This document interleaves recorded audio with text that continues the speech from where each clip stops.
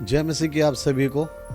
और परमेश्वर का मैं धन्यवाद करता हूँ कि आज मैं एक बार फिर से आपके साथ परमेश्वर के वचन को बांटने के लिए मैं तैयार हूँ। और पिछले 2 बार के मेरे संदेश जो थे वो मैंने देहरादून में रिकॉर्ड किए, मैं वहाँ पे था, परंतु अब मैं अपने घर पे हूँ ताकि मैं फिर से उसी तरीके से आपके लिए संदेश को मैं रिकॉर्ड कर सकूँ।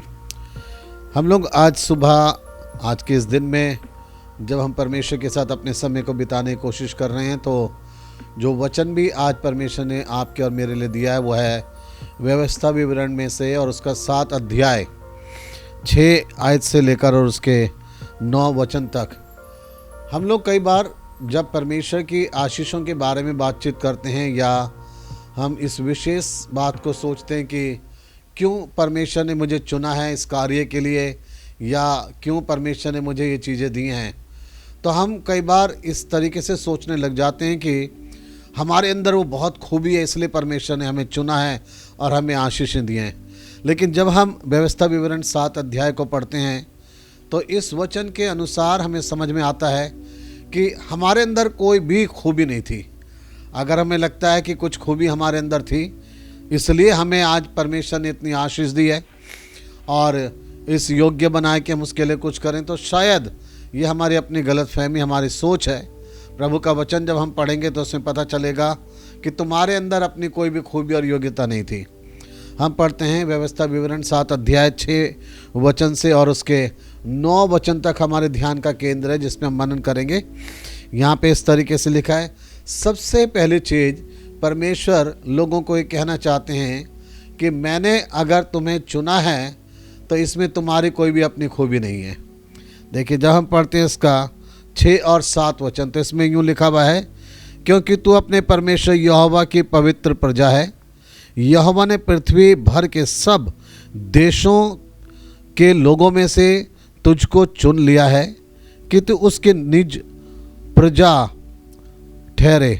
यहोवा ने जो तुमसे स्नेह करके तुमको चुन लिया, इसका कारण यह नहीं था कि तुम गिनती में और सब देशों के लोगों में सबसे अधिक थे, किंतु तुम तो सब देशों के लोगों में गिनती में थोड़े थे। ये पहली चीज़ है जो परमेश्वर का वचन हमें बताता है कि मैंने तुमको चुना है, परमेश्वर बता रहे हैं।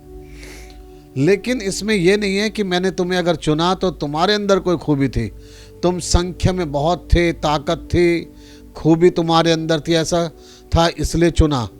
अगर तुम सोच रहे हो तो प्रभु कह रहे हैं ऐसी कुछ भी बात नहीं थी। कई बार हम अपने आप को ही देखते, मेरे अंदर काबिलियत थी, मैं योग्य था, इसलिए परमेश्वर ने मेरे को चुना, मुझे आशीष दी, मेरे को इस्तेमाल किया है। लेकिन बाइबल बताती है तुम्हारी अपनी कोई भी खूबी नहीं थी।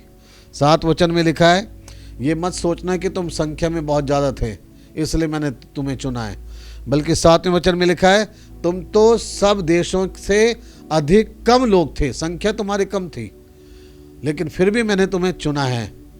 तो याद रखिए, पहली चीज़, परमेश्वर हमें हमारी योग्यता के आधार पर नहीं चुनते।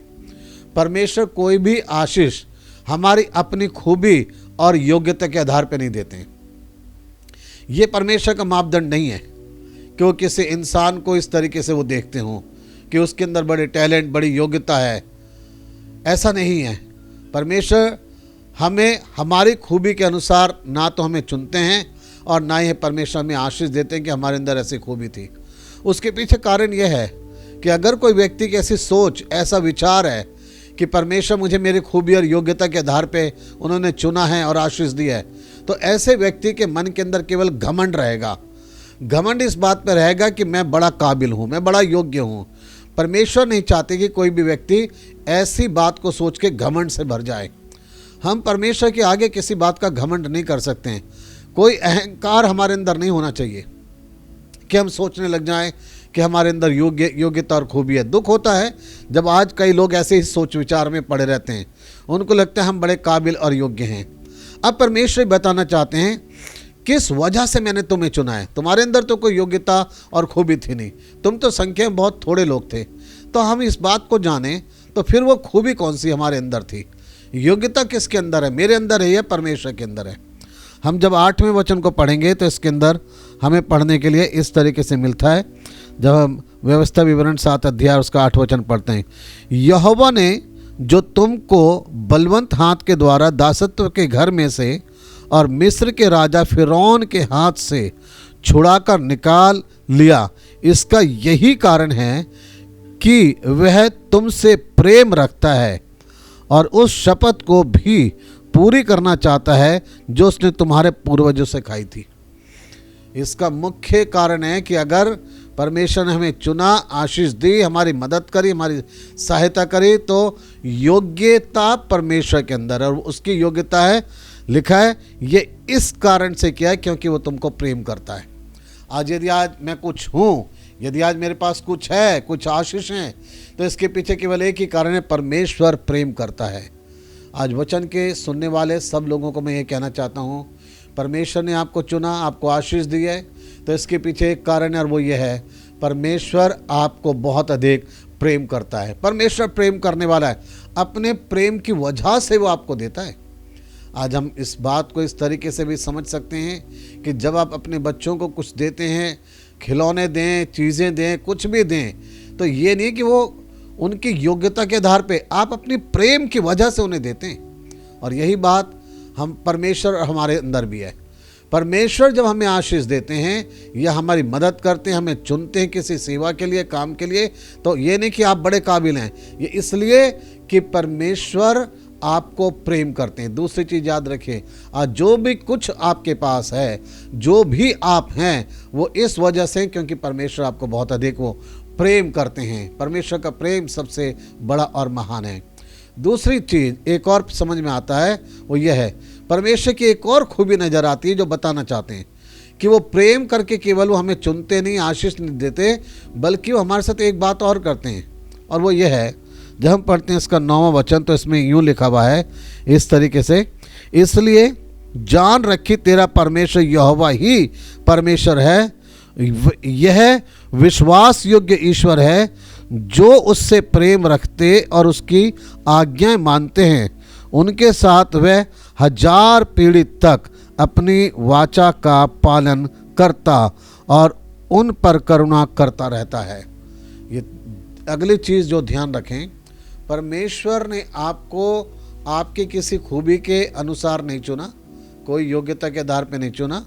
इसके पीछे कारण एक ही है, वो है परमेश्वर आपको प्रेम करते हैं, इसलिए परमेश्वर ने आपको चुना, अपना बेटा और बेटी बनाया, आपको आशीष दी, आपको अपनी सेवा के लिए चुना।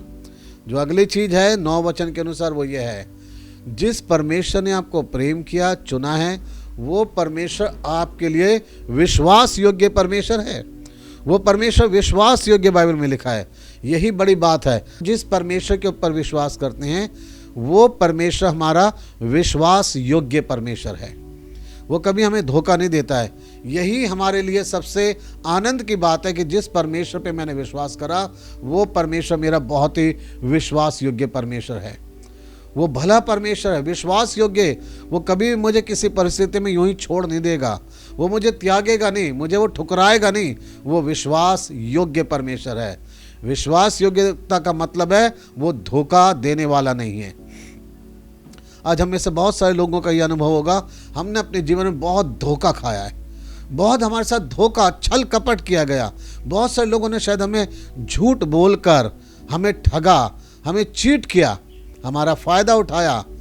लेकिन आज परमेश्वर जो हमसे बातें कर रहा है, वो कहना चाहता है अपने वचन के अनुसार कि वो परमेश्वर आपके और मेरे लिए विश्वास योग्य परमेश्वर है। उसमें छल और कपट की बातें नहीं, उसमें कोई धोखा नहीं है।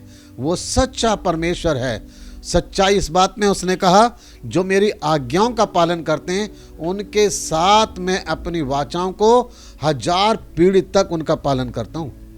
परमेश्वर केवल आपके प्रति विश्वास योग्य नहीं है, बल्कि आपकी जनरेशन के लिए भी, आने वाली पीढ़ी के लिए भी परमेश्वर कह रहा है मैं अपनी वाचा को पूरी करूंगा। वो परमेश्वर विश्वास योग्य है। हो सकता है कि संसार के अंदर मेरे दोस्त की दोस्ती मेरे तक ही सीमित रहे, मेरे बाद वो ख़त्म हो जाए। रिश्तेदारी किसी की शायद मेरे तक रहे, उसके बाद खत्म हो जाए, कोई हमें पूछे भी नहीं।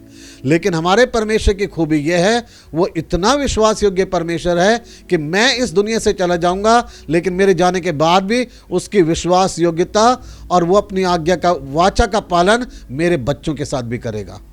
ये है सबसे बड़ी बात। हम चले जाएंगे, हमारी जनरेशन चली जाएगी, लेकिन परमेश्वर अपनी वाचाओं को पूरा आने वाली पीढ़ी के साथ भी करेगा।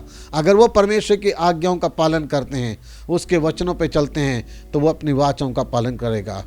3 चीज़ें हमने देखी है बड़ी सरलता के साथ। पहली चीज़, हम कोई भी ये ना सोचें परमेश्वर ने मुझे मेरी योग्यता के आधार पे कुछ दिया है, उसने मुझे अपनी सेवा सौंपी या कुछ दिया कि मेरे अंदर कुछ खूबी देखी। इसके अंदर कोई भी हमारी कोई योग्यता नहीं है। योग्यता केवल परमेश्वर की, उसने हमें चुन लिया है। दूसरी चीज़ मैंने बताया, परमेश्वर ने क्यों हमें आशीष दी, क्यों चुना, उसके पीछे कारण है उसका प्रेम। उसने कहा ये इसलिए करा क्योंकि मैं तुमसे प्रेम करता हूँ। परमेश्वर अपने प्रेम की वजह से, प्रेम के कारण से हमारे लिए सब कुछ करता है। वो हमें चुनता है, अपनी सेवा के लिए हमें चुनता है, अपनी आशीष हमें देता है, हमारी सहायता करता है क्योंकि हमसे प्रेम करता है। तीसरी अंतिम चीज़ मैंने बताया, और वो ये है, परमेश्वर वो है जो केवल ना प्रेम करता बल्कि वो विश्वास योग्य भी परमेश्वर है। आपके प्रति विश्वास योग्य, आपके आने वाली पीढ़ी के लिए, आपके बच्चों के लिए वो विश्वास योग्य है। वो अपनी वाचाओं का पालन करेगा, उनको पूरा करेगा, वो कभी हमें धोखा नहीं देगा।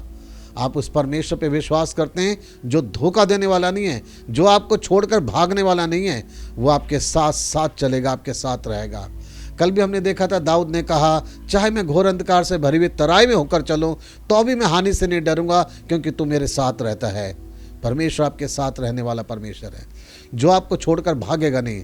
दुनिया के अंदर लोग आपको जब मुश्किल परेशानी में देखेंगे वो छोड़कर आपको भाग सकते हैं, लेकिन हमारा परमेश्वर कभी हमें ठुकराता नहीं, कभी वो हमें छोड़कर भागता नहीं, क्योंकि वो विश्वास योग्य परमेश्वर है। परमेश्वर आप सभी को बहुत ऐसे आशीष दे। आइए हम लोग प्रार्थना करें। हमारे परमेश्वर, हम धन्यवाद देते हैं आज के वचन के लिए जो आपने दिया। इस वचन पे प्रभु आपकी आशीष हो। धन्यवाद प्रभु, आपने हमें चुना, अपनी आशीष दी। इसमें कोई हमारी खूबी और योग्यता नहीं है, इसके पीछे केवल एक ही बात है कि परमेश्वर आप हमें बहुत प्रेम करते हैं। आप प्रेम करते हैं परमेश्वर, आप विश्वास योग्य परमेश्वर भी हैं। आप कभी धोखा देने वाले परमेश्वर नहीं है। वचन के सुनने वाले सभी को बहुत ऐसे आशीष दें। प्रार्थना प्रभु यीशु के नाम से मांगते हैं, आमीन। आप जब इस वचन को सुन रहे हैं, अगर आप सोचते हैं कि वचन आपके लिए आशीष में है, तो आप इस वचन को आगे भी लोगों को दें और लोगों को उत्साहित करें कि हमारे चैनल को सब्सक्राइब कर लें, ताकि ये वचन उन तक भी पहुंचता रहे। और प्रभु का वचन जितना फैलेगा उतनी ज़्यादा अच्छा है। प्रभु का काम जब आप ये करेंगे, प्रभु इसके द्वारा भी आपको आशीष देंगे। आज का दिन आपके लिए बहुत ऐसे आशीष में रहे। प्रभु आपके साथ हो, आमीन।